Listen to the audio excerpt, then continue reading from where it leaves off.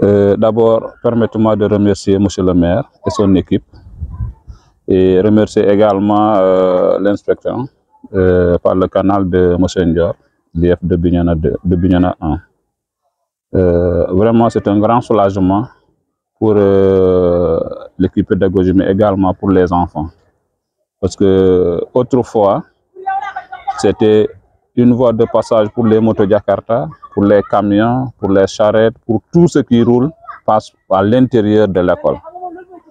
Donc, la réalisation de ce mur a largement contribué à la sécurité de toutes les personnes qui sont à l'intérieur ou bien qui travaillent à l'intérieur de l'établissement, notamment les enfants, mais également les enseignants sont vraiment maintenant en sécurité. Donc tout le monde se sent vraiment bien sécurisé et pour ça vraiment nous tirons un grand chapeau à la mairie de Tangori. Effectivement, avec le mur, ça nous permet de contrôler les entrées et les sorties. D'autant plus que chaque matin, quand on arrive au moins, le mur est fermé. La porte est fermée, pardon. Et toute personne qui entre, au moins on essaie de comprendre, de savoir qu'est-ce que cette dernière est venue faire à l'intérieur de l'établissement. Et ça nous permet vraiment de mieux sécuriser et d'avoir un œil vraiment trop strict sur les mouvements des enfants, mais également les mouvements des visiteurs qui entrent au sein de l'établissement. Oui, effectivement. D'abord, avec l'avènement du PAM 2, nous avons des cahiers d'exercice que le PAM a tenté de donner aux écoles, mais c'est en quantité insuffisante. Si vous avez par exemple 20 élèves, on vous donne 10. Et pour vraiment utiliser ces cahiers-là, c'est un grand problème. Donc, c'est pourquoi on aurait aimé si la mairie pouvait nous aider à la reprographie de ces cahiers-là pour permettre au moins à chaque enfant d'avoir son cahier. Ça pourrait vraiment relever encore le niveau des mathématiques comme le souhaitent vraiment les autorités étatiques. Mais également, j'ai profité de l'occasion pour montrer un peu l'état de certaines de nos classes. Vraiment où le plancher laisse à désirer. Les enfants sont obligés chaque matin de bien arroser pour pouvoir éviter la poussière. Parce que nous savons tous, les enfants étant trop fragiles, avec la poussière, vraiment, l'état de santé pourrait également être un souci à l'avenir. Effectivement, comme vous le voyez, auparavant, on n'avait pas de mur de clôture. Et Dieu merci, la réalisation est faite. Maintenant un rêve qui est devenu réalité. Et la maternité qui est derrière nous par rapport à l'ancienne situation, vraiment, on remercie la mairie. On leur dit merci beaucoup. Et surtout les prières de Mangoulène vont l'accompagner, les gens de Mangoulène. Chaque personne qui entre ici, elle a la joie, elle est contente, elle est satisfaite des travaux qui sont faits.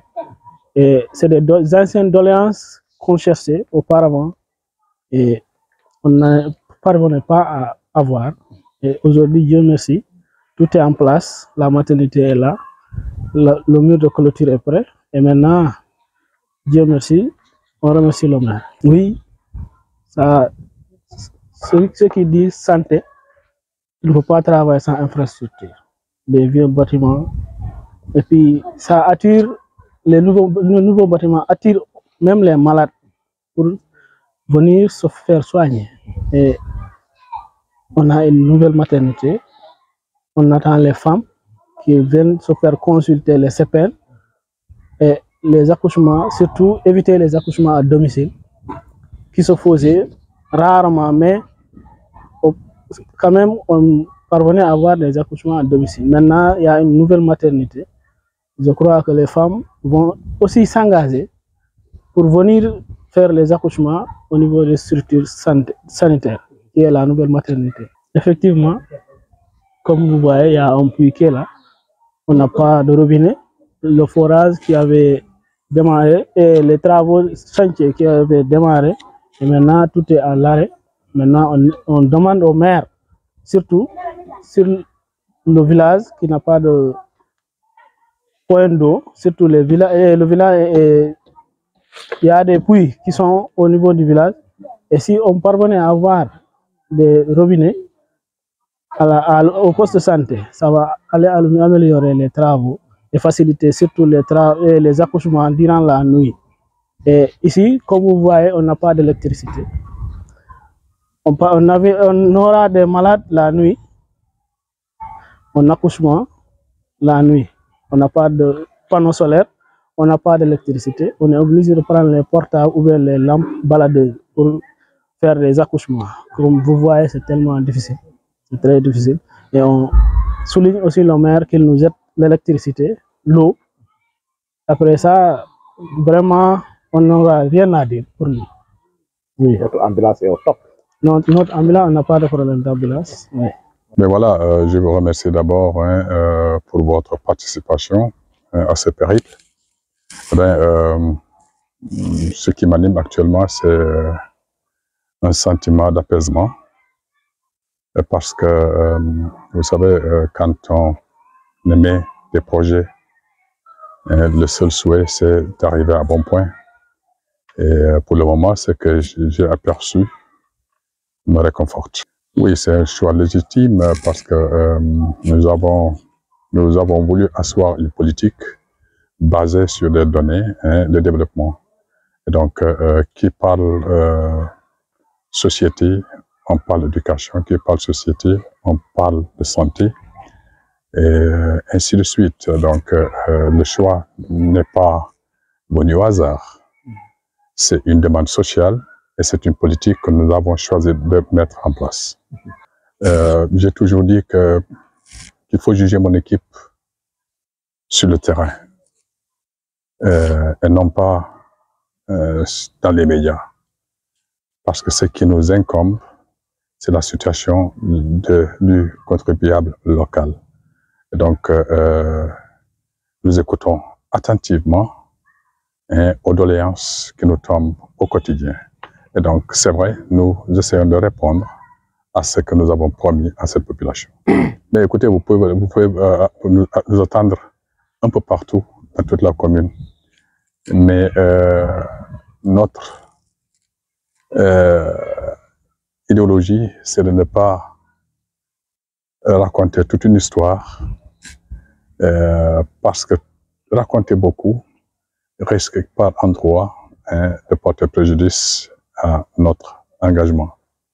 Ce qui reste sûr, c'est que nous ne nous arrêterons pas en un bon chemin, parce que les 34 villages ont aussi une certaine priorité. Et donc, nous y allons tout doucement, mais sûrement. Et Inch'Allah, nous arriverons à faire ce que nous pouvons faire. C'est évident que les attentes sont énormes, mais nous sommes conscients d'apposer des projets sensibles être atteints. Ce n'est pas le pléthore, mais c'est la qualité qui nous importe. Mais écoutez, je vais d'abord déplorer cette situation parce que c'est une faillite politique. Elle n'est pas seulement conçue pour la commune de Tangori, c'est une quasi-situation au Sénégal, que quand on fait une conception dans le cadre de la santé et qu'on ne pense pas qu'il y ait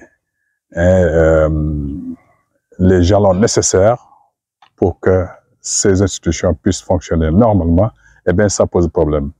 Et donc, nous prenons note et je vous rassure que l'équipe que j'ai le privilège de diriger ne ménagera aucun effort, ne serait-ce pour venir à bout à toutes ces doléances.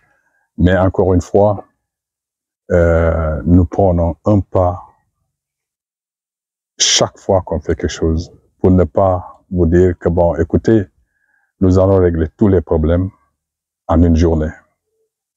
Donc, c'est par ces mots que je voudrais dire à la population de Mangoulène, à la population de la commune de Tangori, que les priorités seront respectées comme on a commencé. Le chantier est aussi légitime. Vous savez, quand on a une organisation, on a des employés, eh bien, on ne peut pas attendre que ces employés puissent produire quand on ne les met pas dans les conditions idoines. Donc, c'est pas par hasard qu'on a voulu réfectionner la mairie de Tangori et essayer de mettre tout un chacun dans les conditions les meilleures pour pouvoir travailler. Donc, c'est pas quelque chose de nouveau.